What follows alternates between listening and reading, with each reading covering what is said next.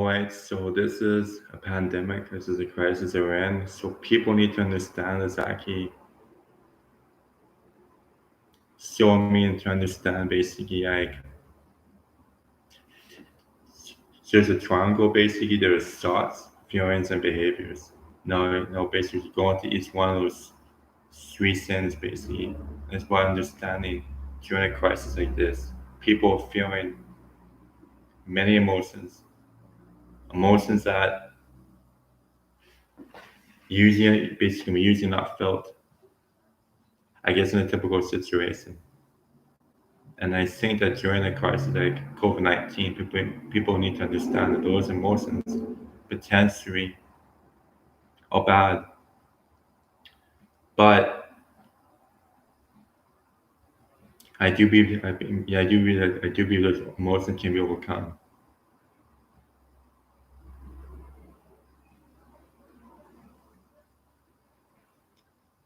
Yes, to be honest with you, man, I've never done anything like this before because like my goal is to be a counselor, and I know that I want to be a counselor. I want to counsel people. It makes me know that this is the way to do it. This is the way to start doing this. Yeah, so first thing is the start. Now, the thought basically is the most important and aspect of this triangle because it's about what it's about the thought about what I guess like what you've actually have had happen. For example, the question could be like because you're not working because you're being laid off. I mean, the thought would be potentially what am I going to do now?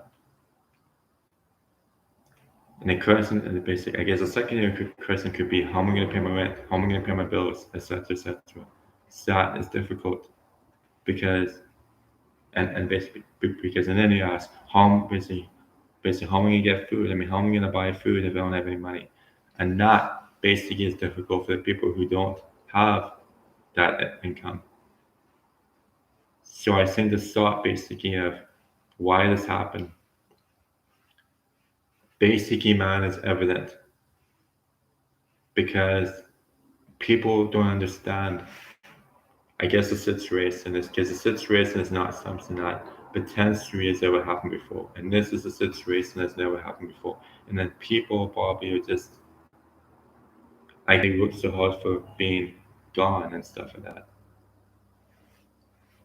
And I don't think that basically is evident to me that people need to worry about that. But the people who are working in like non-essential businesses do. And so I don't even know what to tell you guys because yes, I've been. I mean, and it has been in that same situation since you quote normal, but I've never been in that situation for the last 4 or 5 years. So I don't know what you guys are going through, but I do know that the thought of not having a steady income is painful. Just trust me, like, that means you can't do the things that you want to do. And basically, knowing, I mean, like basically having those bills overdue, it's not going to be good for you. Now, fortunately, the government of Canada basically introduced something to help you guys. You have the wage subsidy, but that doesn't take effect until early May. So the song now is, but what do I do? Yes, I guess that is, I guess, I'm saying to a lot of people who don't have that hope. So it's very painful not to have that hope. And the thought is that there's something I did wrong, but it's a pandemic. Everybody's in this together, and I think that people need to understand that. Why shouldn't things happen? Well, that's interesting. Yes, the thought could be, well, it's basically simply what if, simply like what if this happens? What if that happens? That is what's interesting. But at the same time, to understand why. Now, why is a simple question? Why did this happen? Why did that happen? Why is things happen the way they do? Why did this pandemic shut down parts of the economy? Why? Those questions is what people are asking themselves right now. As we head into like a month of this lockdown, 1 month, everything's been locked down. It be certain that basis is non-essential. So I'm thinking that it it's very difficult to examine where those people go from here, basically the people who have had everything taken from them. And I think that that's difficult. Seeing businesses that have been open up for so many years and now they had the cures and they may not be open again for 6 months or basically ever again. And that's difficult for those businesses. But at the same time, the start part of the diagram is about understanding so much the questions that you're asking and the questions that you have about why citizens happen. And that's difficult. Because nobody knows, right? I mean, like, you don't know why sins happen because sins happen for a reason, right? And the thought is, oh, this is painful. Trust me, this. I do agree it's painful. I'm going in the same situation right now. But knowing that,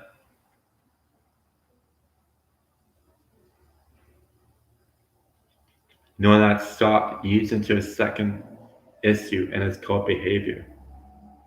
But yeah, but before we go into the behavior, it's feeling. It's what how you feel about the situation, and that feeling is what leads you into that certain behavior. Now, feeling is much more important because that feeling angry.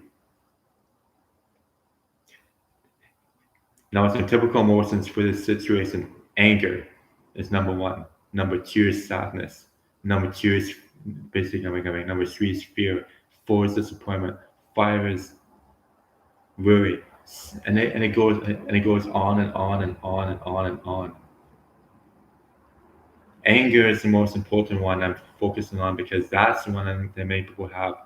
Angry about not being able to do things that you want to do. Angry about not being able to see your friends and go out for dinner and go for a movie, go bowling, go off and basically go to a sporting event, seeing sports on TV, stuff like that. And that is painful. Seeing countries on the lockdown, seeing places like Italy, Spain, China, USA, Canada, even places in the world that people not even able to go outside about. I guess you're also the cops, and that is difficult to see. That's difficult. It's very painful. But at the same time, the feeling that you have is a reality that you cannot cope with the situation. You cannot cope because you know that things are other things. You know things are not the way it should be, and you know that that's not going to change anytime soon. So what are you going to do? Anger is number one.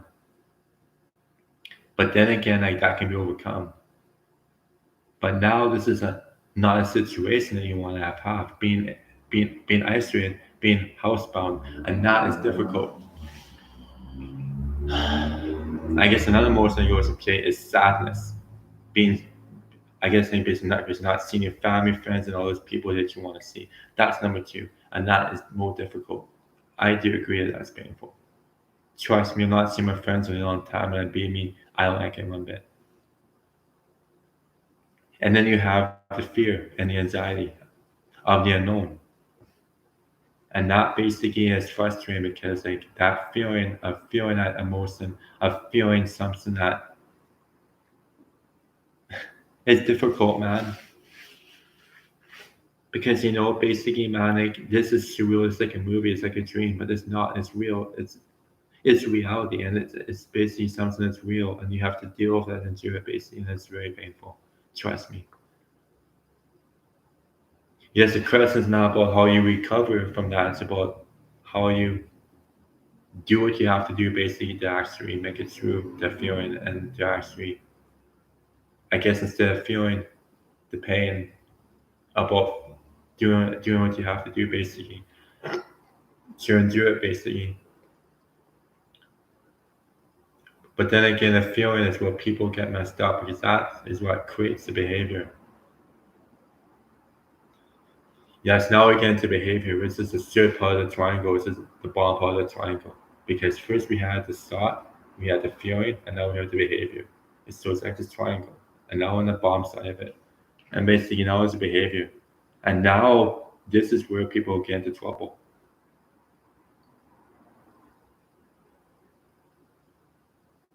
Knowing a question about what do you do now? And I guess like how do you respond now? to the situation in the crisis. And that's difficult to examine because people have never been in this situation before. And I think that it's difficult to examine what do you do. So the thought that, for example, let's take a thought that I'm never going to get a job again because I've been laid off. I'm never going to be working again for the next 6 months because my company let me go. And it's feeling is, well, I'm feeling upset about it. I'm feeling sad about that. And the behavior, I'm going to go to the liquor store and buy a bottle of beer and drink it. That's the reality. And I think that that is typical for people, I guess, for people because here's something that I've noticed. The BC stores that sell alcohol and wine and beer, those sales are going up to the ceiling because those places now. I suspect that people are going into those places and buying beer and buying alcohol just to cope with the situation because it's this diagram: thoughts, feelings, behaviors. This triangle: thoughts, feelings, behaviors. It's all like this. The thought about using your job, the thought about not having a job, about having those worries about paying your rent, and the feeling of despair and anger, and it leads to people coping with it because people don't have that hope. People now know that they need to get rid of that feeling somehow, and that's why they turn to alcohol and drugs to get rid of that behavior feeling. So I think that that is the reality. The question is like your question is it the right sin? It's not the right sin. But tell it to someone who has lost their job. Tell it to someone who has no hope in the future. Tell it to someone basically who is who's been home for the last month, not been able to go outside. Tell someone that, and you tell that person everything's gonna be okay. You pat them on the shoulder, and that person do not can believe it because how can they believe something to be true when they don't believe it will get any better? I think that that's the reality of the thoughts, feelings, behaviors diagram because this diagram is what every single person is going through right now that's affected by this.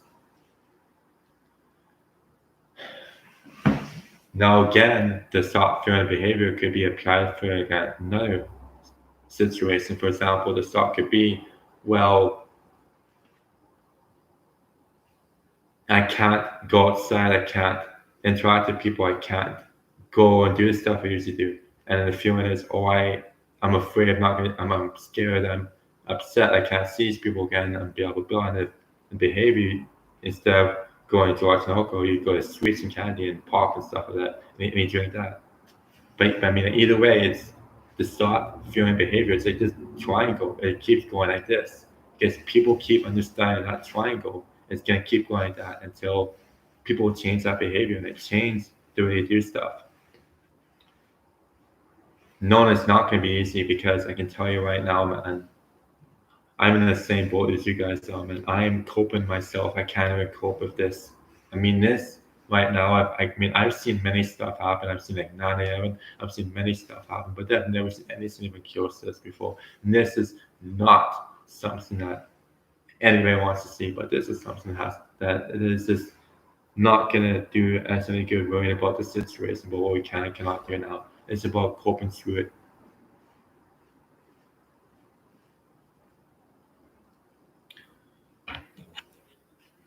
So the question is going forward basically about what do we do now? How do we break the cycle of the behavior? Because the behavior basically is very evident to me that the thought goes down of the feeling and then that translates into the behavior. And the behavior is what gets us going because that behavior is not something that we enjoy doing because but but then again, who wants to feel the pain of being in that situation? But no one does. But here's the good news, folks. Even though there is good news in the situation, how can it be good news in a crisis? But there is.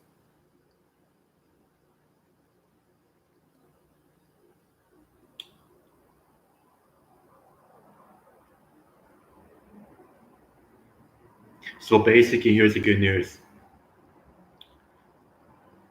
Now is the chance to do stuff that you've not done before. Now is the chance to do stuff that I guess, you're not thinking about doing under unquote normal circumstances.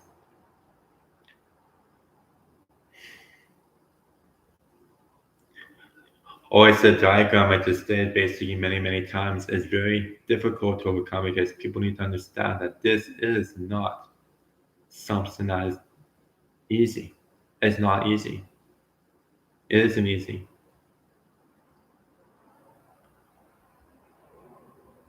But I do understand the pain that people are going through because I understand what it feels like to have a business shut down on them. And that is difficult for I guess that business owner that had to make that decision.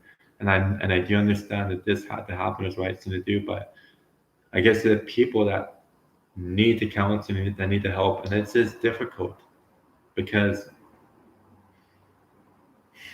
I just don't like this happening, and it's about why, and about basically why did this happen. Now you can't answer that question about why do things happen that you don't understand about what you're gonna do about it, because there's nothing you can do about it. You can't change it. You know, you can't just say, God, please end this, or you can't just wake up one day and basically wake up tomorrow morning and have this be over and be everything back to normal. So that's not going to happen. So people need to understand that this is a new reality, and this is a reality that this is a crisis that is going to drag everybody down and dragging people down like crazy. But it's something we need to get used to because this is something that's going to be going on for a while, man, and it is something that's painful.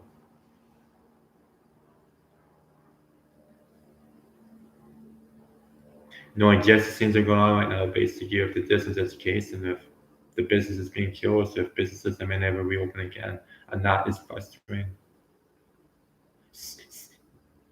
Get this, in 6 months down the road, seeing a business that has been shut down, still shut down. Going at 9 months, that business still shut down, it's not going to be open ever again. And seeing a business that's not going to be open ever again. And seeing a business that once was booming with people, not open ever again. And that is painful. Just another software and behavior basically like, what is the economy going to look like now? And the feeling is that you feel upset that the economy is going to be different. And then the behavior now is basically basically behaviors that you want to make sure that you, I guess, preserve the businesses that can stay open, that business that can reopen, and that is magic. But at the same time, it's difficult to examine the effects of this pandemic, I guess, in the long term for people because this has never happened before. But I guess the most important thing to get through a crisis is you have to understand what you're going to do about it, and maybe how you're going to respond to it without breaking down and crying. You have to understand that this is not something nobody wants to social distancing. Nobody wants to do it, but we have to understand that it's about this line here. It's about this curve of illness. It's about flattening this curve to make sure it doesn't go like this. Instead of going like that, it goes like this. Basically, imagine this being the healthcare capacity line. Imagine this line being the max of I guess, the healthcare can endure basically during the crisis. And just imagine this cannot. The cases cannot be above this line. So I think that this is why the social distancing is happening because people are trying to prevent again huge spike in cases too soon. Now that is painful. Yes, it is because you can't do stuff you want to do. But I think in the long term, it's gonna be okay.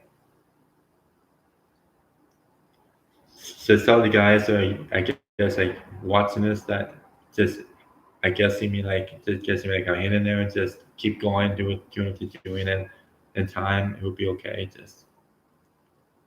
Just